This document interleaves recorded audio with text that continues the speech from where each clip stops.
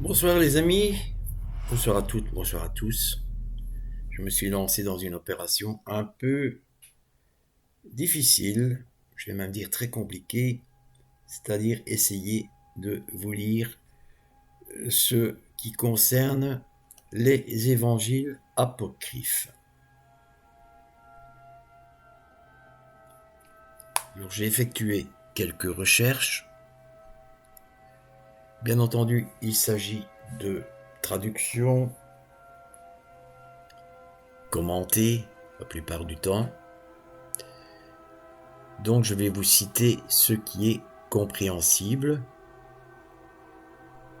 Il existe 10 apocryphes. Je vais vous parler, je vais vous citer ce qui est le plus compréhensible. Je vais donc vous mentionner les 10 apocryphes les plus célèbres. Il s'agit de récits cachés de la Bible. L'évangile de Thomas est un recueil de 114 paroles attribuées à Jésus, souvent énigmatiques et interprétées comme des enseignements spirituels. Contrairement aux évangiles canoniques, il ne relate pas la vie de Jésus, mais se concentre sur sa sagesse. L'évangile de Jacques, entre parenthèses, proto-évangile. Ce texte raconte l'enfance de Marie, sa conception immaculée, sa vie au temple et la naissance miraculeuse de Jésus dans une grotte. Il offre des détails absents des évangiles officiels. Évangile de Philippe. Ce texte met en lumière des aspects ésotériques de la foi chrétienne.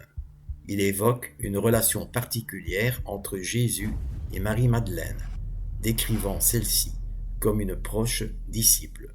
Certains passages ont alimenté des interprétations sur leur lien spirituel et personnel. L'évangile de Pierre.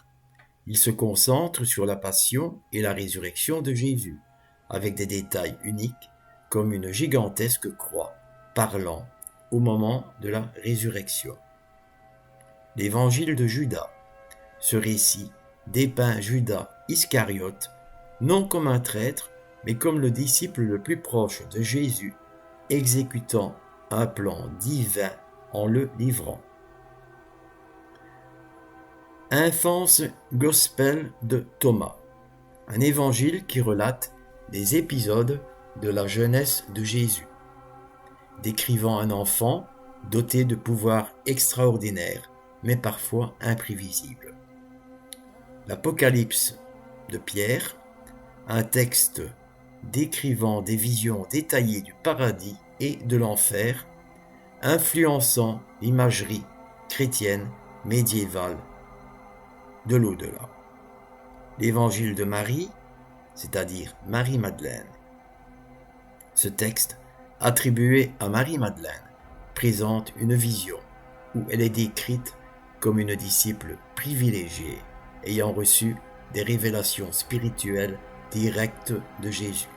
Il met également en avant des tensions entre elle et les apôtres, notamment Pierre, sur son rôle au sein de la communauté. Il existe aussi, bien entendu,